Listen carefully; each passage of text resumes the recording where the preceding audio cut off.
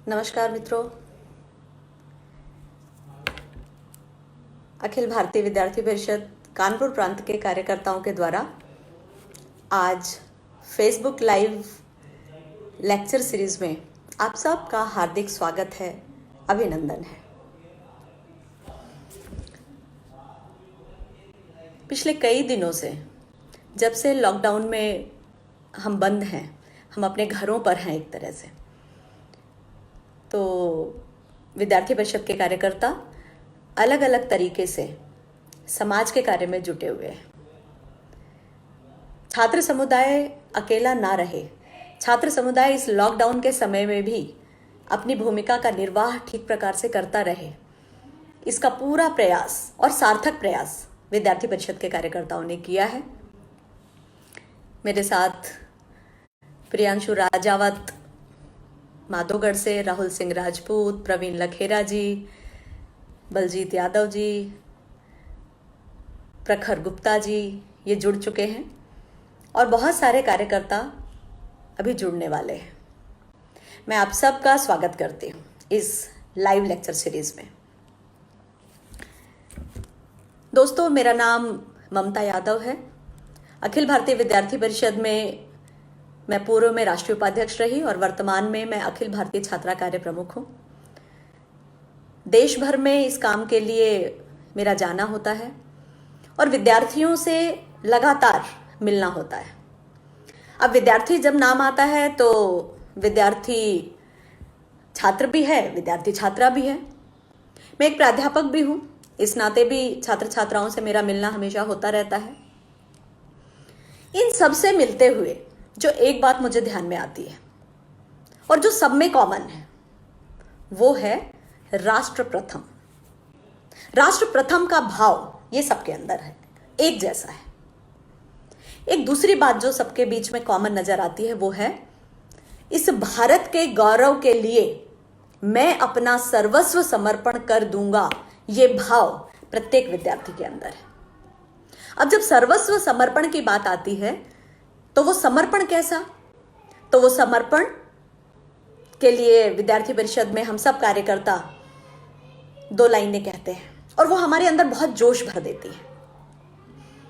वो है तन समर्पित, मन समर्पित और यह जीवन समर्पित, चाहता हूं देश की धरती तुझे कुछ और भी दो। मेरा ये तन, मेरा ये मन, मेरा ये जीवन सब कुछ तुझे समर्पित है। और क्यों समर्पित है? कोई एहसान नहीं है आपके ऊपर। समर्पित इसलिए है कि ये इस भारत माता की ही देन है। इस भारत माता के आंचल में मैं पला बढ़ा हूं, मैं पैदा हुआ हूं, मुझे सब कुछ यहां से मिला है। और जब सब कुछ यहां से मिला है तो फिर मेरा क्या है? तेरा तुझको अर्पण क्या लागे मेरा, मेरा तो कुछ भी नहीं है। तो ऐसे सबके साथ बातचीत करते हुए ध्यान में आता है कि देश में कभी चाहे कैसी भी विकट परिस्थितियां हो, छात्र समुदाय, विद्यार्थी समुदाय हमेशा फ्रंट पर आकर के लड़ता है। वो बौद्धिक रूप से लड़ाई की बात हो, जब लोग देश के बारे में अनर्गल वार्तालाप करते हैं तो उनके साथ डिबेट करना हो, चाहे वो आर्थिक रूप से लड़ाई की बात हो तो उसमें मदद करने की बात हो, चाहे दुश्मन देश के साथ बॉर्डर पर लड़ रहे सैनिकों के हौसला अफजाई की बात हो, प्रत्येक रूप से विद्यार्थी परिषद का कार्यकर्ता ही नहीं, ये समस्त छात्र समुदाय मुझे लगता है लगातार अनवरत रूप से प्रयास करता रहता है, काम करता रहता है और यही हमारी ताकत है। मैं तो ये मानती हूं, आप भी कई दिनों से लगातार घर में रहते हुए सोशल मीडिया के माध्यम से अलग अलग लेक्चर्स दे भी रहे हैं, लेक्चर्स सुन भी रहे हैं। आप उसमें कुछ क्वेश्चंस भी करते हैं, अपनी शंकाओं का समाधान भी करते हैं और कुछ ऐसी बातें जो आपको ध्यान में आती हैं वो आप बताते भी हैं। ये निश्चित रूप से आपके बौद्धिक रूप से सुदृढ़ता का प्रतीक है, हमें करना चाहिए। ऐसे ही जब कानपुर प्रांत के कार्यकर्ताओं से बात हो रही थी तो उन्होंने कहा कि दीदी आप स्वतंत्रता आंदोलन में, स्वाधीनता आंदोलन में महिलाओं का योगदान क्या रहा, उसके बारे में बताइए, बात कीजिए। मुझे लगता है कि जब हम किसी भी आंदोलन की बात करते हैं और खासकर स्वाधीनता आंदोलन की बात जब हम करते हैं तो स्वाधीनता आंदोलन किसी एक का आंदोलन नहीं था। स्वाधीनता आंदोलन स्त्री और पुरुष में बटा हुआ नहीं था। स्वाधीनता आंदोलन किसी एक अलग अलग वर्गों में बटा हुआ भी नहीं था कि एक वर्ग ने उसमें पार्टिसिपेट किया और दूसरे वर्ग ने पार्टिसिपेट नहीं किया। ऐसा भी नहीं था। ऐसा भी नहीं था कि युवाओं ने ही उसमें योगदान किया, बच्चों का और हमारी जो बड़ी पीढ़ी, बुजुर्ग पीढ़ी है, उसका उसमें योगदान नहीं था। ऐसा भी नहीं है। समाज के अमीर वर्ग ने योगदान किया, मध्यम वर्ग ने योगदान किया, गरीब वर्ग ने, मजदूर वर्ग ने उसमें योगदान नहीं किया। ऐसा भी नहीं था। हम सब जानते हैं। और मैं ये मानती हूं इस बात को कि जब योगदान सबका था तो उल्लेख भी सबका होना चाहिए। लेकिन मैं कानपुर प्रांत के कार्यकर्ताओं को अभिनंदन करती हूं कि उन्होंने इस विषय को चुना, क्योंकि सबका योगदान होने के बावजूद यदि हम एक साथ सारी बात रखते हैं तो उसके साथ न्याय नहीं होता है। तो यदि हम उसको अलग अलग वर्गों में बांटते हुए अलग अलग लोगों का योगदान किस प्रकार से रहा, अगर हम उस प्रकार से उसकी चर्चा करते हैं तो मुझे लगता है सबके साथ बहुत ठीक से न्याय हो पाता है और सबके बारे में हम समझ पाते हैं। देखिए, स्वाधीनता आंदोलन की जब भी बात होती है तो दो लाइनें आप सब सुनते होंगे और जैसे ही हम ये सुनते हैं तो हमारे रोंगटे खड़े हो जाते हैं, आंखों में आंसू आ जाते हैं। जो हमारा सर है, हमारा मस्तक, वो श्रद्धा से झुक जाता है। और वो लाइनें हैं, शहीदों की चिताओं पर लगेंगे हर बरस मेले, वतन पर मिटने वालों का यही बाकी निशान होगा। कितनी सार गर्भित पंक्तियां हैं ये। हजारों लाखों युवा शहीद हो गए, युवक युवतियां शहीद हो गए।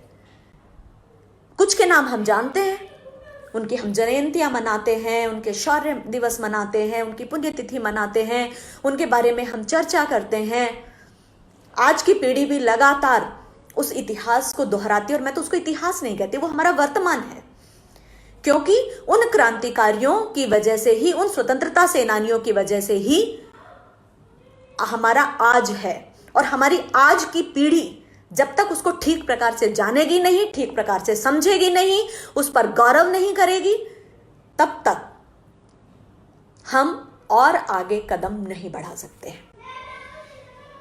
तो कुछ के नाम लिखित हैं, कुछ के अलिखित हैं। जिनके लिखित हैं वो सबको पता है, लेकिन बहुत सारे नाम, लाखों नाम ऐसे हैं जो आज भी लिखित रूप से कहीं नहीं है।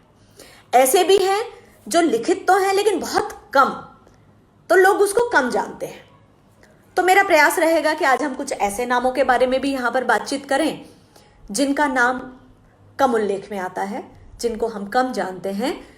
और मेरा आग्रह भी रहेगा आपसे कि अपने प्रांत में, अपने जिले में, अपने नगर में, हमारे आसपास ऐसे बड़े बुजुर्गों से, इतिहासकारों से, प्राध्यापकों से बात करते हुए, खुद रिसर्च करते हुए इस तरह से आगे बढ़ना चाहिए कि ये जो नाम जो अभी तक गुमनामी के अंधेरों में हैं, उनको हम बाहर ला सकें, उनको आज की युवा पीढ़ी लिखित में लाए। तो आज के इस जो हमारी बातचीत है उसका निश्चित रूप से लाभ होने वाला है। स्वाधीनता शब्द जब आता है तो मेरे मन में तो ऐसा आता है, और मुझे लगता है हर युवा पीढ़ी के मन में एक अलग तरह का रोमांच पैदा हो जाता है, एक अलग तरह की ऊर्जा उसके अंदर आ जाती है, उसके शरीर का रोम रोम खड़ा हो जाता है और वो सोचने लगता है कि जैसे मेरी धमनियों में जो रक्त का प्रवाह है वो बहुत तेज हो गया है और रक्त में उबाल आ गया है। और ऐसे समय पर एक ही अलग अलग तरह के जो जय घोष, उद्घोष वो हमारे मन मस्तिष्क में गूंजने लगते हैं। भारत माता की जय, वंदे मातरम। कितने लाखों क्रांतिकारी इस एक वंदे मातरम की आवाज पर पीछे पीछे चल पड़े और अपना सर्वस्व समर्पण कर दिया। स्वाधीनता हमारा जन्मसिद्ध अधिकार है, इसे हमसे कोई भी छीन नहीं सकता। ये कहने वाले भी हैं, और ये कहने भी वाले हैं सुभाष चंद्र बोस जैसे कि तुम मुझे खून दो, मैं तुम्हें आजादी दूंगा। ऐसे 1000 युवा मेरे साथ आ जाएं जो अपना खून देने के लिए तत्पर हो। और वहां खून देने से तात्पर्य था कि अपना सर्वस्व समर्पण इस मां भारती के लिए करने के लिए जब तैयार हो जाएं, तो निश्चित रूप से यह देश बहुत जल्दी आजाद होगा। और इससे भी बड़ा ना और भी एक नाम जिसको मैं कहती हूं कि आज जब मैं उत्तर प्रदेश के कानपुर प्रांत से फेसबुक लाइव हूं, तो वैसे तो ये पूरे देश और पूरे विश्व के लिए गर्व की बात है, लेकिन मेरे झांसी के कार्यकर्ता जब झांसी का किला देखने जाते हैं या झांसी का नाम भी आ जाता है, तो झांसी का मतलब महारानी लक्ष्मीबाई। और महारानी लक्ष्मीबाई ने क्या कहा? मैं अपनी झांसी नहीं दूंगी। कितनी कठोर रही होगी वो महिला, एक युवती, एक तरुणी जो वैधव्य भी भोग रही थी, लेकिन फिर भी अपने एक छोटे बच्चे के साथ लगातार वो अंग्रेजों के विरुद्ध युद्ध कर रही थी। मैं अपनी झांसी नहीं दूंगी, इतना बड़ा उद्घोष, इतनी सशक्तता के साथ, इतनी ताकत के साथ।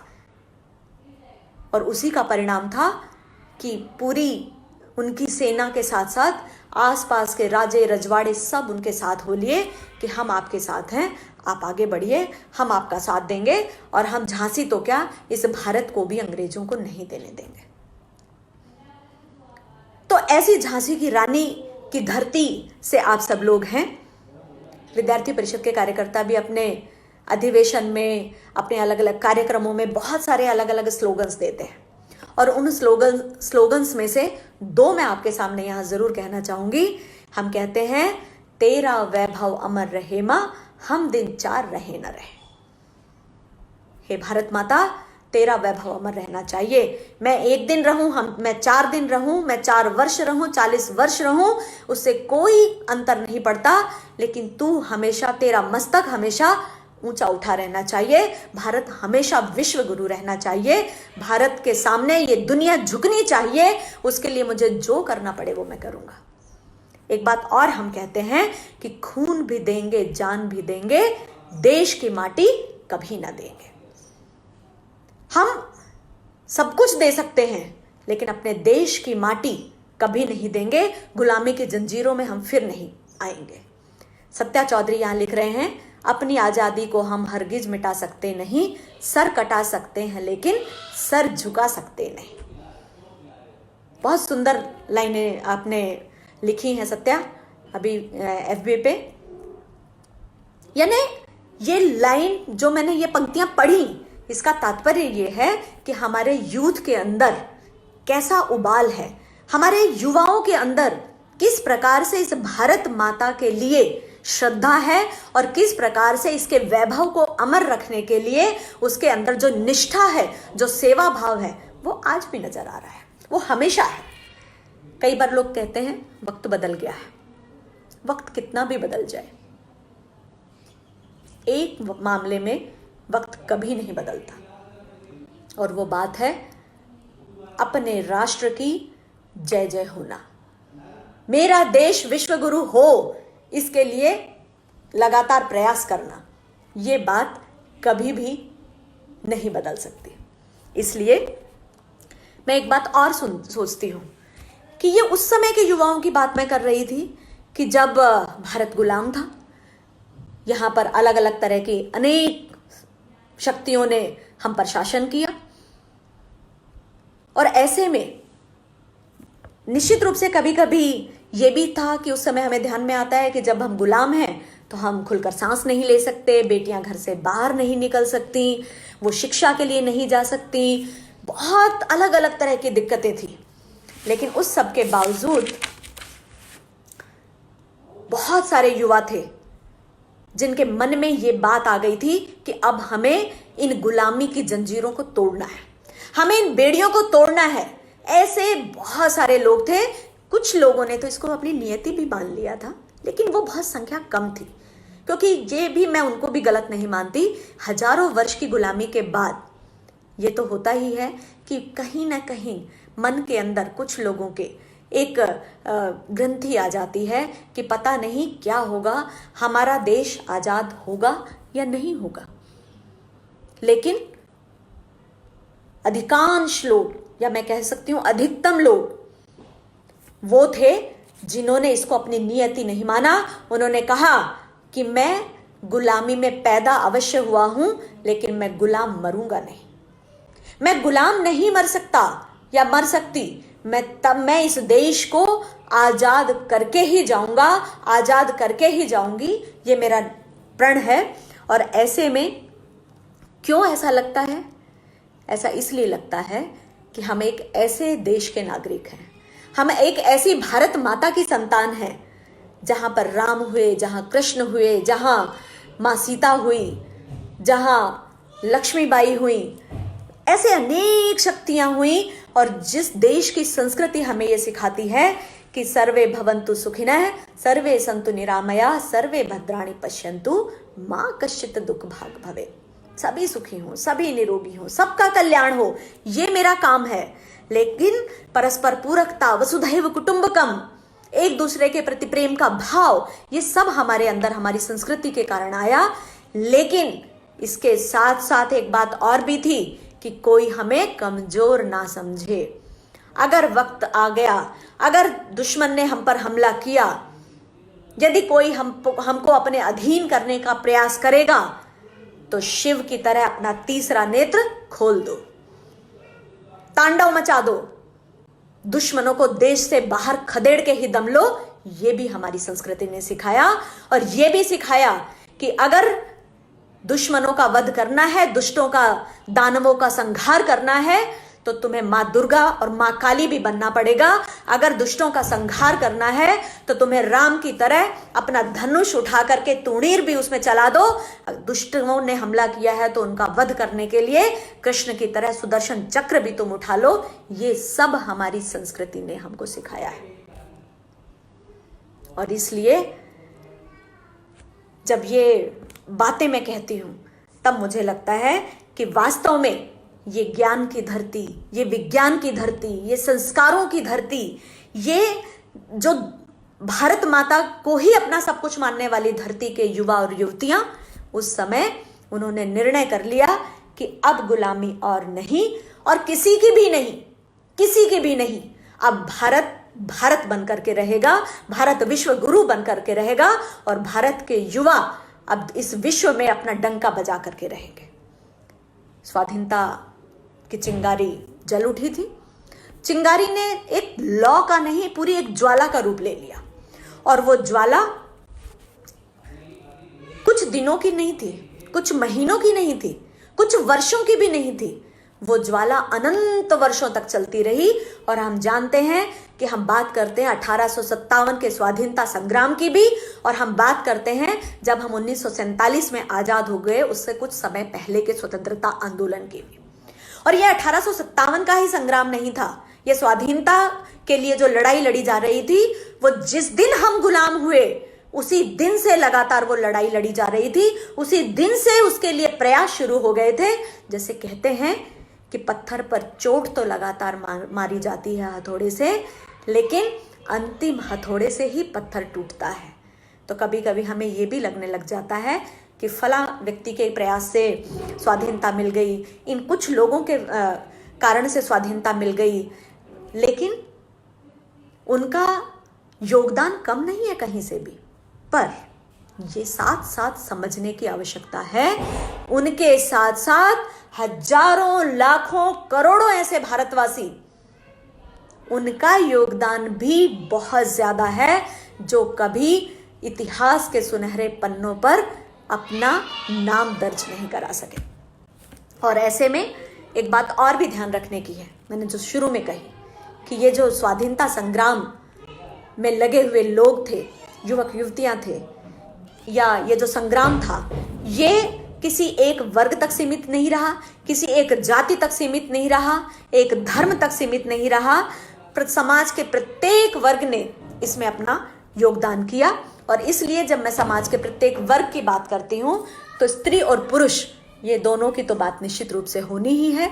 और मैं एक बात और कहती हूं कि हमारी संस्कृति में ये कहा जाता है कि स्त्री और पुरुष एक पक्षी के दो पंखों के जैसे होते हैं। यदि एक पंख कमजोर हो गया तो दूसरा पूरी ताकत के साथ उड़ नहीं सकता। इसलिए जब दोनों को समान ताकत मिलेगी, दोनों के अंदर समान ऊर्जा आएगी, दोनों में समान पावर होगी, तब वो ज्यादा ऊंचाई के साथ ज्यादा अच्छे तरीके से उड़ सकता है। एक रथ के दो पहिए भी मानते हैं हम उसको। दोनों रथ के दोनों पहिए समान रूप से जब चलेंगे तो उसके बाद ही समाज का और राष्ट्र का ठीक प्रकार से विकास हो सकता है। तो स्त्री और पुरुष दोनों ने बहुत मिलकर के काम किया। हम एक बात और भी कहते हैं कि स्त्री सृजन शक्ति है। स्त्री और ईश्वर इन दो को ही पूज्य माना गया है। हम ये बात कहते हैं कि अगर पूज्य है तो दो ही हैं, एक ईश्वर, क्यों? क्योंकि वो सृष्टि का रचयिता है, उसने इस सृष्टि को रचा है, और दूसरा माता। माता क्यों? क्योंकि माता ने ही हमें इस धरती पर लाया है, माता ने हमें जन्म दिया है। इसलिए दूसरी पूज्य कौन है? तो माता है। इसलिए भारतीय संस्कृति में माता को ईश्वर के बराबर ही रखा गया है। इसलिए मैं एक स्त्री होने के नाते ही मात्र ये बात नहीं कह रही हूं, मैं एक सामान्य बात कह रही हूं कि हमारे यहां माता को, स्त्री को हमेशा से पूजनीय माना जाता है, सृजन शक्ति माना जाता है। इसलिए वो, हम ये तो कहते ही हैं कि वो अन्नपूर्णा है, वो शक्तिवती है, वो वात्सल्यपूर्ण माँ भी है, लेकिन वो मात्र इतनी ही नहीं है। जब उसके ऊपर आती है तो वो इस राष्ट्र की रक्षा के लिए अपने प्राणपण तक समर्पित कर देती है। और आपने कहानी सुनी होगी कि अगर उसके बच्चे पर या राष्ट्र पर कोई आंच आ जाए तो स्त्री जितना खतरनाक कोई हो नहीं सकता। आपने सुना होगा कि एक शेरनी ने शावक को जन्म दिया। उसी समय एक व्याध आया शिकार करने के लिए, और उसने अपना धनुष बाण चलाना शुरू किया। शेरनी बचती रही अपने बच्चे को बचाने के लिए, लेकिन अंततोगत्वा उसको, उसके बच्चे को एक तीर लग गया। जब तक वो अपने बच्चे को बचा रही थी तब तक तो वो बचाव की मुद्रा में थी, वो छुपती रही थी। लेकिन जैसे ही शिकारी का तीर उसके बच्चे को लगा, वैसे ही वो चिंगाड़ उठी, और उसके बाद उसने शिकारी पर हमला किया और उसको मार गिराया। ऐसा ही एक एक महिला का अपने राष्ट्र के लिए भी चरित्र है। जब तक वो सौम्यता, जब तक उसके राष्ट्र पर, उसके समाज पर, उसके देश पर कोई आंच नहीं आती है, वो वात्सल्यमयी मां की मूर्ति के रूप में सौम्यता की प्रतिमूर्ति है, ममत्व की प्रतिमूर्ति है वो। लेकिन अगर उसके राष्ट्र की अस्मिता और अखंडता के ऊपर कोई बात आती है तो उस समय वो मां काली और मां दुर्गा का रूप धारण कर लेती है। और वही मां काली और दुर्गा का रूप धारण किया था झांसी की रानी महारानी लक्ष्मीबाई ने, और ऐसी अनेक वीरांगनाओं ने, क्योंकि उन्हें पता था कि यदि देश है तो मैं हूं, यदि देश नहीं तो मेरा क्या अस्तित्व है, मेरे रहने का क्या अस्तित्व है। और वही बात कि तेरा वैभव अमर रहे मां, हम दिन चार रहे ना रहे। इसलिए जब महिलाओं के योगदान की बात आती है तो मुझे लगता है कि दोनों प्रकार से महिलाओं का योगदान है, परोक्ष रूप से भी और प्रत्यक्ष रूप से भी। अब जब हम बात करते हैं कि परोक्ष रूप से किस प्रकार से, तो हम लोग एक बात बोलते हैं हमेशा कि किसी भी पुरुष की प्रगति के पीछे कोई ना कोई महिला का योगदान होता है। अब वो महिला उसकी माँ हो सकती है, बहन हो सकती है, बेटी हो सकती है, पत्नी हो सकती है, मित्र हो सकती है, कोई भी हो सकती है, लेकिन एक महिला होती है। मैं दूसरी बात भी मानती हूँ कि प्रत्येक महिला के विकास के पीछे भी कोई ना कोई पुरुष होता है। महारानी लक्ष्मी, वो उसका पिता, उसका पति, उसका पुत्र, कोई भी हो सकता है, लेकिन होता है। इसलिए मैं दोनों के स्वतंत्र अस्तित्व की बात कभी भी नहीं करती। दोनों परस्पर पूरक है और परस्पर पूरकता ही हमारी सबसे बड़ी शक्ति है। पीयूष प्रताप सिंह बुंदेला लिख रहे हैं, बुंदेले हर बोलों के मुंह हमने सुनी कहानी थी, खूब लड़ी मर्दानी वो तो झांसी वाली रानी थी। बिल्कुल पीयूष, जब झांसी की रानी की बात करते हैं तो सुभद्रा कुमारी चौहान की लिखी हुई इस कविता को कौन नहीं याद करेगा। निश्चित रूप से ये कविता आज भी, मैंने अब जब ये दो पंक्तियां बोली हैं आपके पढ़ के, तो मेरे रोमांच मुझे पैदा हो गया, मेरे रोंगटे खड़े हो गए। तो वास्तव में कैसी रही होंगी वो माएं। तो जब परोक्ष रूप से महिलाओं के योगदान की बात हम करते हैं तो मुझे ध्यान में आता है कि बहुत सारी महिलाएं ऐसी थी जिन्होंने प्रत्यक्ष रूप से आकर के तलवार बंदूक ये अपने हाथ में नहीं लिया, वो प्रत्यक्ष रूप से आंदोलन में सामने नहीं आई, लेकिन उन्होंने पीछे रह करके और बहुत सारे लोगों को प्रेरणा दी और उनकी प्रेरणा से अनेक क्रांतिकारी हंसते हंसते अपनी फांसी के फंदे पर झूल गए, शहीद हो गए। वो अंग्रेजों के सामने घुटने नहीं टेके, शहीद होना उन्होंने मंजूर किया। उन्हीं में से एक थे भगत सिंह। शहीद आजम भगत सिंह को कौन भूल सकता है। कभी नहीं, कभी नहीं, हमेशा वो हम सबके हृदय में धड़कते रहेंगे। भगत सिंह की माता जी का नाम था विद्या देवी। जब भगत सिंह जी जेल में थे तो उनकी माता जी कई बार उनसे मिलने जाया करती थी, लेकिन कैसी रही होगी वो मां। उनको पता था कि उनके बेटे को फांसी होने वाली है, उनको पता था कि उनका बेटा इस धरती पर शरीर रूप में कुछ दिन ही रहने वाला है, लेकिन कभी भी उन्होंने अपनी आंखों में अश्रु नहीं आने दिए।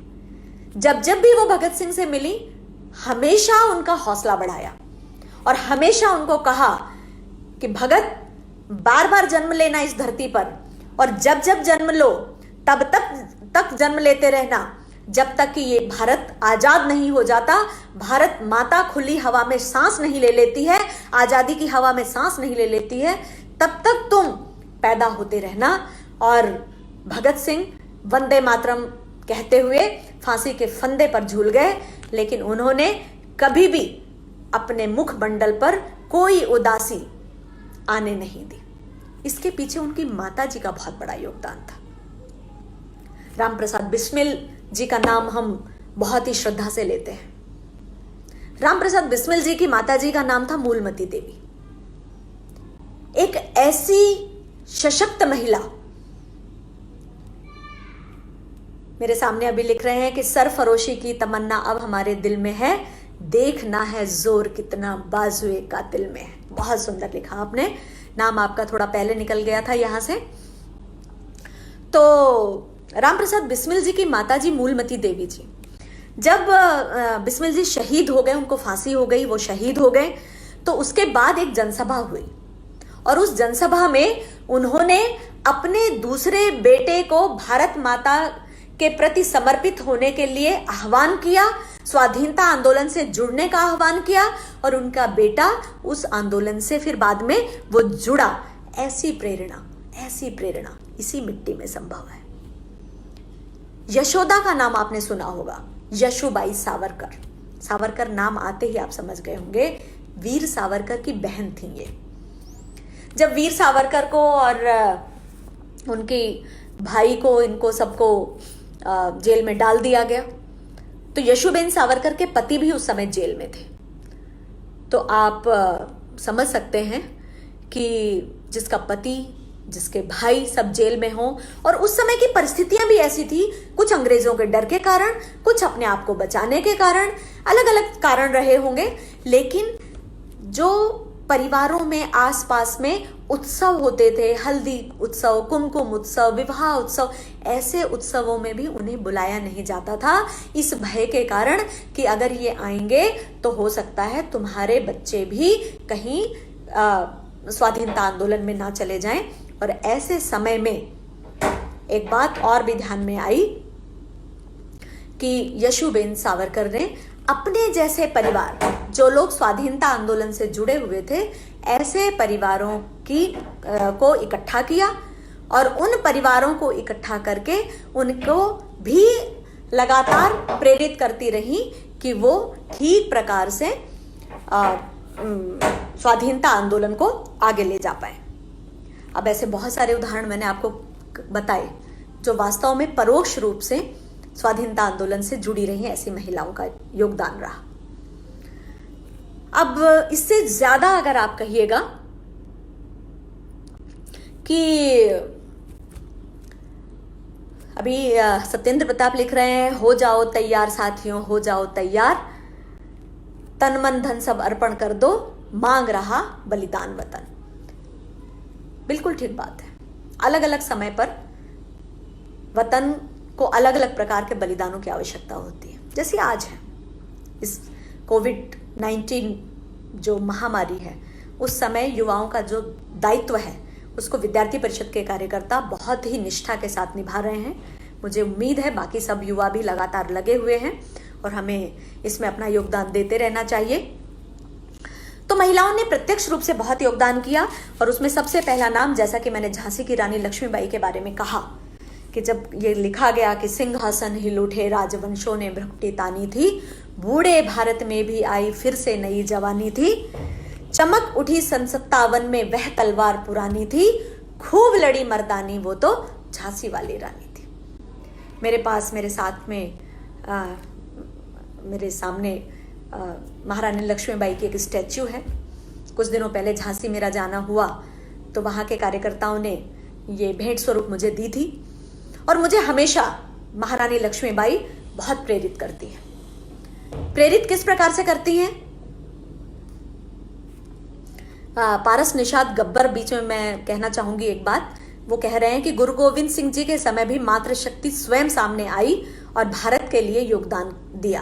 बिल्कुल ठीक बात है, बिल्कुल ठीक बात है। घनश्याम साही जी हैं, नमस्ते घनश्याम जी। पारस, आप बिल्कुल ठीक कह रहे हैं। मातृशक्ति का योगदान हमेशा रहा है, हमेशा रहा है।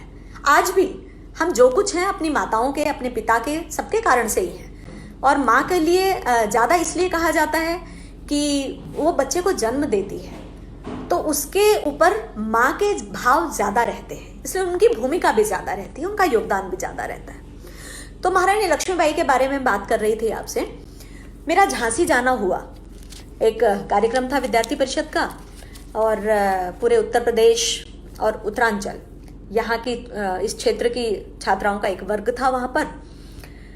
तो शाम के समय में हमारे लिए एक योजना की गई। हमने चाहा भी था कि हम झांसी का किला देख करके आए, बहुत मन था देखने का। हम सब छात्राएं वहां पर गए। रात्रि को वहां लाइट एंड साउंड शो होता है। आप जो भी मुझे सुन रहे हैं और बाकी लोगों से भी मैं अनुरोध करती हूं कि कभी ना कभी एक बार जरूर उस किले को जाकर के देख के आए। लाइट एंड साउंड शो जो हो रहा था, तो उसमें जब वो शो चल रहा था, ऐसे समय पर जैसे ही महारानी लक्ष्मीबाई की पंक्तियां बोली जाती, वो सुष्मिता सेन की आवाज में डब की हुई थी, जैसे ही महारानी लक्ष्मीबाई की पंक्तियां बोली जाती, ऐसा लगता वो पूरा लाइट एंड साउंड शो में हम सम्मोहित हुए, शांत बैठे रहे और ऐसा महसूस हो रहा था आज हम उसी दौर में हैं जब महारानी लक्ष्मीबाई अपने घोड़े को की लगाम खींचते हुए, दोनों हाथों में तलवार लेकर के, पीठ में अपने बच्चे को बांध करके लगातार फिरंगियों के साथ युद्ध कर रही है। लगातार घोड़े की टापों की आवाजें आ रही हैं। लगातार जो उनकी महिला सेना का नेतृत्व कर रही झलकारी बाई, उनकी आवाज आ रही है। लगातार अंग्रेजों को कुचल करके इस देश से बाहर भगाने की बात वहां पर हो रही थी। वास्तव में उस शो को देखने के बाद और उस महल को देखने के बाद जो सुनी सुनाई बातें हैं, जितना हमने सुना है, ऐसा लगता है हमने उस युग को प्रत्यक्ष अपनी आंखों से देख लिया कि कैसे एक युवती किस जज्बे के साथ अपने झांसी को, अपने देश को स्वतंत्र कराने के लिए लड़ाई लड़ सकती है। हम कहते भी हैं, एक बात आपने सुनी होगी, जनरल ह्यू रोज, उसने वैसे तो क्यों अंग्रेज हमारे लोगों की प्रशंसा करेंगे ज्यादा, वो क्यों लिखेंगे कि वो क्यों हार के गए। लेकिन फिर भी थोड़ा बहुत उन्होंने लिखा है। उसमें जनरल ह्यू रोज ने लिखा था कि सेना का सबसे खतरनाक जो नेतृत्व करता था वो महारानी लक्ष्मीबाई थी। उसने लिखा, she is the most dangerous of all the Indian leaders, सबसे खतरनाक। और कल मैं एक कविता पढ़ रही थी, उसमें कहीं लिखा हुआ था कि रानी का घोड़ा क्यों रुक गए तुम, अगर तुमने एक तेज छलांग लगा दी होती तो इतिहास ही बदल गया होता। लेकिन घोड़े ने भी जितनी शक्ति थी उतनी शक्ति अपनी सामर्थ्य वहां दिखाई, रानी ने भी दिखाई, और अंततोगत्वा तो उसी चिंगारी के कारण आज हम यहाँ पर आजाद बैठे हैं। राजघराने की और भी बहुत सारी महिलाओं का योगदान हमें समय समय पर ध्यान में भी आता है। अहिल्याबाई होलकर, इंदौर की महारानी, उन्होंने भी बहुत ही निष्ठा के साथ, बहुत ही कुशलता के साथ अपने पति के ना रहने पर भी अपने राज्य का संचालन किया और उसको अंग्रेजों के हाथों में ना दिए जाने का पूरा प्रयास किया। बेगम हजरत महल की बात की जाती है, लखनऊ की थी वो, और आप उत्तर प्रदेश से ही हैं तो ज़्यादा और भी जानते हैं, क्योंकि वैसे ये विषय पूरे देश का है, मात्र किसी एक प्रांत का नहीं है। लेकिन बेगम हजरत महल ने काफ़ी बहादुरी के साथ में अंग्रेज़ों का मुकाबला किया। उनके पति वाजिद अली शाह को अंग्रेज ले गए थे और बेगम हजरत महल ने एक महिला सैनिक टुकड़ी भी गठित कर रखी थी, और वो लगातार प्रयास करके उन्होंने लॉर्ड कैनिंग के दस्ते में भी सेंध लगाई। लेकिन उनका जो खुफिया तंत्र था, थोड़ा उनका किसी तरह से वो बात लीक हो गई और उसके कारण से वो ऐसा नहीं कर पाई। लेकिन बेगम हजरत महल के बारे में कहा जाता है कि उन्होंने बहुत ही मेहनत के साथ लगातार उन्होंने काम किया। और कित्तूर रानी चेन्नम्मा, उनके बारे में तो मैं ज़रूर कहना चाहूँगी। कर्नाटक की ऐसी महिला, लिंगायत समुदाय की महिला, घुड़सवारी, तलवारबाजी, तीरंदाजी, इन सब में माहिर, और सशस्त्र विद्रोह किया उन्होंने अंग्रेजों के खिलाफ, ब्रिटिश कंपनी के विरुद्ध, और बहुत सारे लोगों का उन्होंने नेतृत्व किया। रामगढ़ की रानी अवंतीबाई की बात किए बिना ये बात अधूरी रह जाएगी। उत्तर प्रदेश में ही अवध में तुलसीपुर रियासत की रानी राजेश्वरी देवी, उन्होंने बहुत ज़्यादा योगदान दिया स्वाधीनता संग्राम के आंदोलन में। उत्तर प्रदेश में ही मिर्जापुर रियासत की रानी तलमुंद कोइर, उनका उल्लेख भी बहुत आता है। मैं एक बात और आपको कहना चाहूँगी, वो ये कि मुझे भी अब जब मैं इस विषय के बारे में पढ़ रही थी तो ऐसे बहुत सारे नए नामों के बारे में मुझे भी जानकारी मिली। यानी नाम तो नए नहीं है, लेकिन ये तो सच है कि हमने वो इतने ज़्यादा लिखित में नहीं है कि हम उनको याद कर सकें, हम आने वाली पीढ़ी को उन्हें दे सकें। इसीलिए मेरा ये आपसे अनुरोध है कि और ज़्यादा रिसर्च करें और ज़्यादा इनके बारे में जानकारियाँ जुटाएं। अब एक बात और लगता है कि जैसे मैंने राजघरानों की महिलाओं की बात की, ऐसे मैंने कहा था कि सभी समुदाय, सभी वर्गों की महिलाएं और पुरुषों का योगदान इसमें रहा था। और ऐसे में एकदम साधारण परिवार की महिलाओं के योगदान के बारे में भी कहे बिना बात बहुत अधूरी रह जाएगी। जिनमें से झलकारी बाई के बारे में हम सब जानते हैं कि उन्होंने रानी लक्ष्मीबाई की महिला टुकड़ी का नेतृत्व किया। उदा देवी पासी समुदाय की महिला थी। यहाँ इसलिए बताना पड़ रहा है, कोई दलित समुदाय, कोई पासी समुदाय, राजघराना, इसलिए कि क्योंकि हम वैसे जाति पाति में विश्वास नहीं करते, लेकिन हमें पता होना चाहिए उस समय का, यानी 1840, 50, 57 उस समय का भारत कैसा था, वहाँ जाति व्यवस्था, वर्ण व्यवस्था उस समय कैसी थी, किन समुदायों की महिलाएं का भी किन का योगदान रहा, ये हमें मालूम ही रहना चाहिए। तो पासी समुदाय की उदा देवी बहुत ही बहादुर महिला थी। बेगम हजरत महल से उन्होंने संपर्क किया, उनकी महिला टुकड़ी में वो शामिल हुई और उसका नेतृत्व करते हुए लगातार उन्होंने अपने पति के साथ भी युद्ध में भाग लिया और एक बहुत ही अप्रतिम शौर्य उन्होंने दिखाया। और वो शौर्य क्या था, अंग्रेजों की टुकड़ी जा रही थी। उदा देवी तीरंदाजी में और तलवारबाजी में और बंदूक चलाने में सब में बहुत निपुण थी। तो वो पेड़ पर चढ़ गई और जैसे ही टुकड़ी निकली तो पेड़ पर से उन्होंने बहुत सारे फायर किए और उसके कारण से लगभग 30-32 अंग्रेज सैनिकों को धराशायी कर दिया। नीचे से अंग्रेजों को ध्यान में ही नहीं आ रहा था। आप देखिएगा एक महिला के शौर्य की क्या वानगी हो सकती है। आपका हृदय प्रफुल्लित हो जाएगा, सर मस्तक आपका श्रद्धा से झुक जाएगा। क्यों?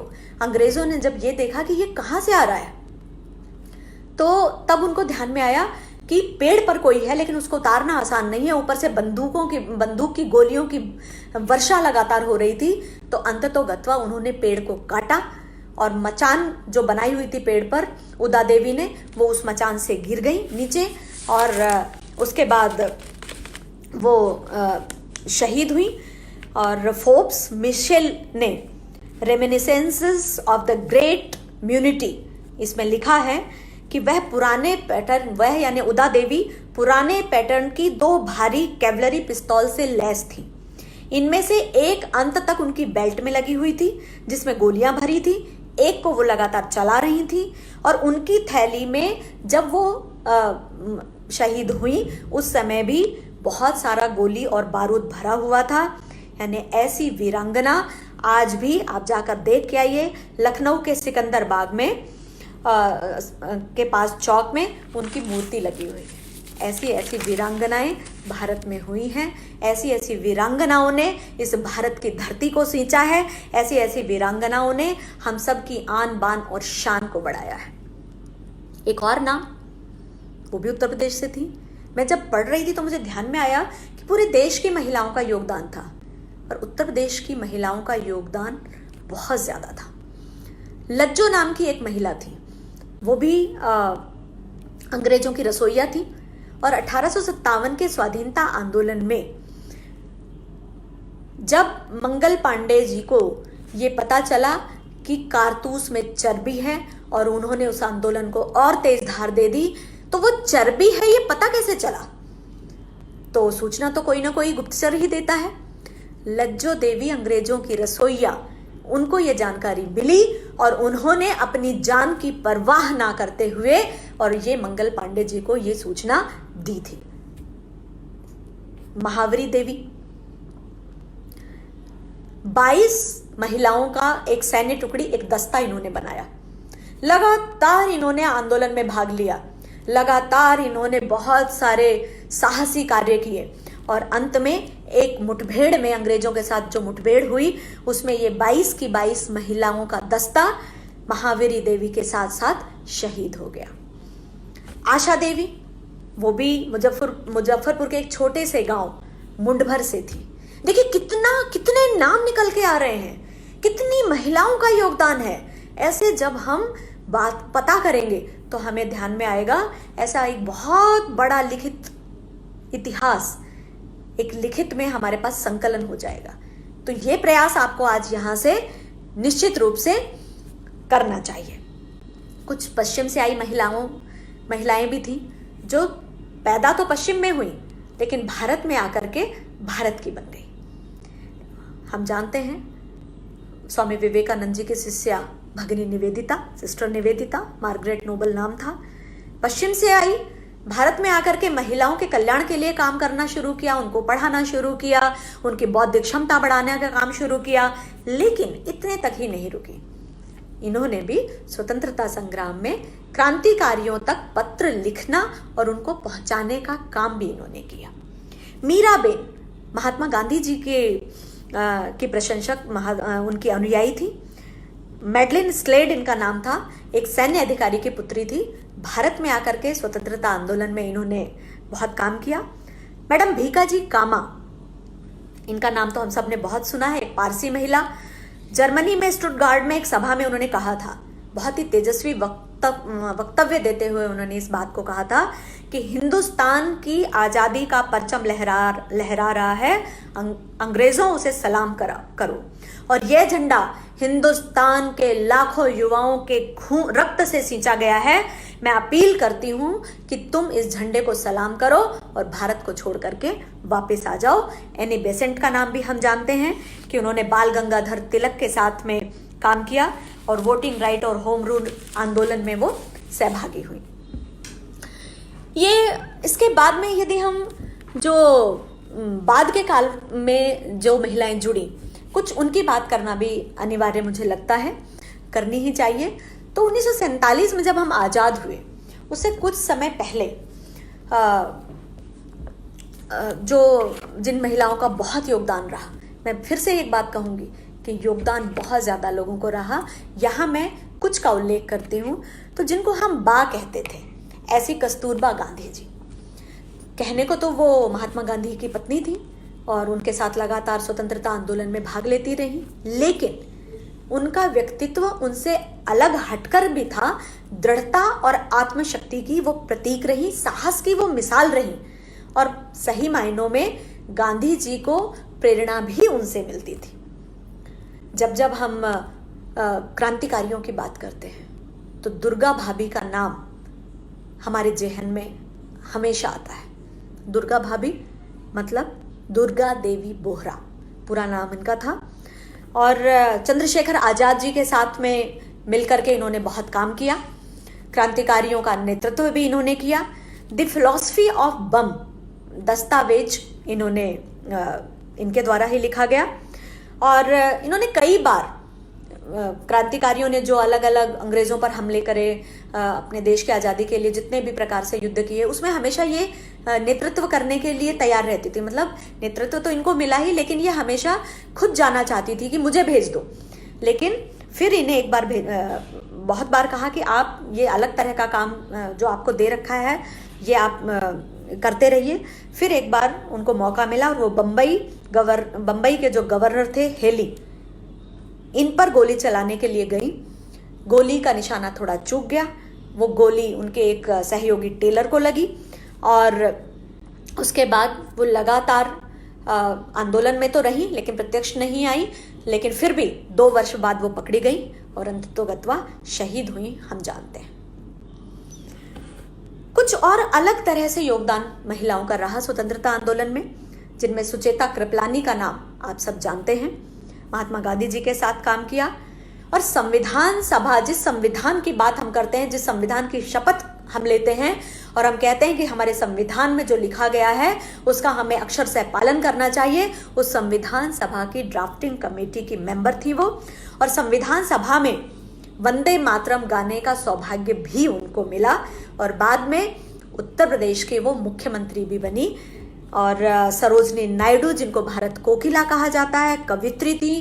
खिलाफत आंदोलन की बागडोर इन्होंने संभाली और आप जानते हैं कि सरोजनी नायडू का योगदान आज भी समस्त समाज, समस्त राष्ट्र मानता है।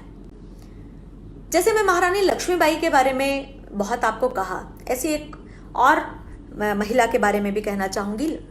तो उनका नाम था लक्ष्मी सहगल। लक्ष्मी सहगल जी पेशे से डॉक्टर थी और नेताजी सुभाष चंद्र बोस की अनुयायी थी।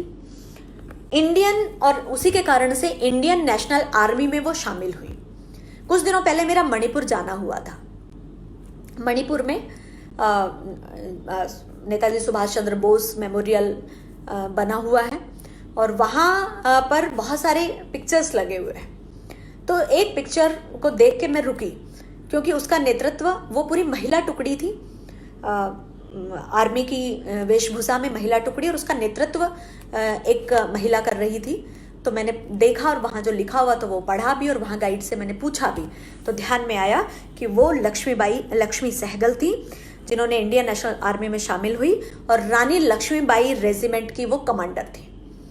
तो अलग अलग रूप से लोगों ने काम किया। दुर्गाबाई देशमुख थी, गांधी जी के सत्याग्रह में आंदोलन से वो जुड़ी, वकील थी, सामाजिक कार्यकर्ता बनी, राजनेता बनी और बाद में योजना आयोग की सदस्य भी बनी। ऐसे उषा मेहता, अरुणा आसिफ अली, जिनको भारत रत्न भी मिला बाद में, और सावित्रीबाई फुले, उनका योगदान कैसे कोई भूल सकता है, जिन्होंने प्रथम शिक्षिका होने का गौरव पाया, जिन्होंने कहा कि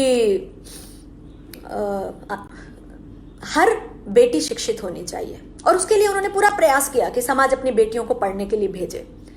मेरे सामने अनुराग तिवारी राष्ट्रवादी जी की एक पोस्ट है और वो लिख रहे हैं कि विद्यार्थी परिषद ने जब से मेरे अंदर देशभक्ति भर दी, तब से लगता है हम खुद एक क्रांतिकारी बन गए हों। बिल्कुल सही अनुराग जी, विद्यार्थी परिषद हमेशा से युवाओं को प्रेरणा देता रहा है और उसका एकमात्र उद्देश्य विद्यार्थी परिषद का, वैसे जो प्रमुख उद्देश्य है वो यही है कि युवा इस राष्ट्र के पुनर्निर्माण में अपना योगदान दे, युवा के अंदर अपने देश के लिए श्रद्धा हो और इस देश को बहुत आगे ले जाने के लिए वो लगातार प्रयास करें। तो ऐसे विजय लक्ष्मी पंडित जी, उन्होंने भी, उनका योगदान भी बहुत रहा। मुझे एक और बात ध्यान में आती है। काकोरी कांड की बात हम लोग बहुत करते भी हैं, बहुत सुनते भी हैं। घनश्याम साही जी, जो अवध के प्रांत संगठन मंत्री हैं, वो लिख रहे हैं कि अब डर की होगी हार, क्योंकि मिशन साहसी है तैयार। बिल्कुल घनश्याम जी, बहुत सुंदर पंक्तियां आपने लिखी हैं, क्योंकि अखिल भारतीय विद्यार्थी ने जो मिशन साहसी शुरू किया है वो यही कहता है कि कोई भी छात्रा, कोई भी महिला अपने आप को कमजोर ना महसूस करे, उसे दूसरे की ओर देखने की आवश्यकता नहीं, वो स्वयं ही ट्रेनिंग लेकर के इतनी सशक्त बन जाए ताकि उसे कोई गलत नजरों से देख भी ना सके, छूना तो बहुत दूर की बात है। धन्यवाद, आपने इस बात को लिखा। काकोरी कांड की बात हम बहुत बार बार करते हैं और लेकिन उसमें बहुत ज्यादा, देखिए, ये स्वतंत्रता आंदोलन की बात है, ये स्वाधीनता आंदोलन की बात है। आप सब मेरे से बहुत ज्यादा जानते हैं, निश्चित रूप से मैं ये बात मानती हूं। मैंने मात्र आप लोगों को उन्हीं बातों को दोबारा से याद दिलाने का काम किया है। इस बात को जरूर ध्यान में रखिएगा, इसलिए मुझे पता है कि जो मुझे यहाँ सुन रहे हैं वो सभी बहुत अच्छे बुद्धिजीवी हैं, वक्ता भी बहुत अच्छे हैं। मैंने कुछ बातें आपके सामने रखने का प्रयास किया है। तो काकोरी कांड में जो बाकी सब पता है, जो एक बात ध्यान देने की है वो ये है कि उसमें महिलाओं का योगदान किस प्रकार से था। तो लतिका घोष, बीना दास, कमला दास गुप्ता और कल्याणी दास, ये वो महिलाएं थीं जो इस आंदोलन में सक्रिय रूप से, प्रत्यक्ष रूप से भागीदार हुई थी। तो यह हमें ध्यान रखना चाहिए। हम विद्यार्थी संगठन हैं, विद्यार्थियों के लिए काम करते हैं और आज भी हम अलग अलग प्रकार के समाज में जो भी अगर कभी विसंगतियां होती हैं तो हम तुरंत आंदोलन के लिए सामने आ जाते हैं। सेवा कार्य तो हम करते ही हैं, रचनात्मक कार्य हम हमेशा ही करते हैं। तो ऐसे में उस समय का युवा कैसा रहा होगा। तो 1932 में एक घटना हुई पश्चिम बंगाल में। तो ऐसे स्टूडेंट लीडर्स ने क्या काम किया, तो कल्पना दत्ता, प्रीतिलता वैद्यधर और बीना दास, ये तीन का नाम मैं आपके सामने रखूंगी, जो स्टूडेंट थी, स्टूडेंट मूवमेंट से जुड़ी। बीना दास तो एक semi revolutionary organisation for women in Kolkata, इसकी सदस्य थी और इन्होंने बंगाल के गवर्नर स्टैनली जैक्सन पर अपने ही विश्वविद्यालय के कन्वोकेशन हॉल में हमला किया था। ऐसी ऐसी वीरांगनाएं भारत ने दी हैं। जगतालरा देवी, नयन बाला देवी, ऐसी बहुत सारी महिलाएं, इन सब ने जो पश्चिम बंगाल की थी, इन्होंने बहुत भूमिका निभाई। मातंगनी हजरा का नाम हम सब जानते हैं। मित्रों, मैंने ये सोचा था कि मैं बहुत लगभग आधे घंटे इस विषय को रखूंगी, पर मुझे अपने कानपुर प्रांत के कार्यकर्ताओं ने कहा कि ये विषय ऐसा है, इसे आपको थोड़ा ज़्यादा रखना चाहिए, 1 घंटे के लिए रखना चाहिए। तो हालांकि मैं फिर भी 40 मिनट तक रखने वाली थी, लेकिन वास्तव में विषय इतना गहरा था कि ये लगभग 1 घंटा इसमें होने वाला है। अजय तिवारी लिखते हैं, जो सोशल मीडिया प्रमुख हैं कानपुर के, नारी शक्ति को प्रणाम। प्रणाम अजय जी, आप सबको बहुत बहुत नमस्ते। अब जब उत्तर प्रदेश के कानपुर प्रांत के पेज से मैं लाइव हूँ और वहाँ के बारे में बात कर रही हूँ, तो कुछ नाम और जो उत्तर प्रदेश को ही आइडेंटिफाई करते हैं, यानी उत्तर प्रदेश की महिलाएं, ऐसी कुछ और नाम मैं आपके सामने रखना चाहूंगी।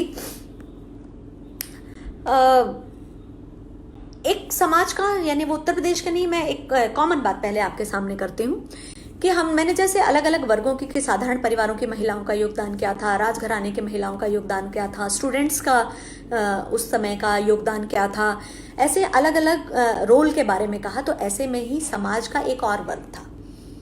वो वर्ग जो किसी मजबूरी वश, किसी समस्या के कारण एक समाज का मनोरंजन करने का काम करता था।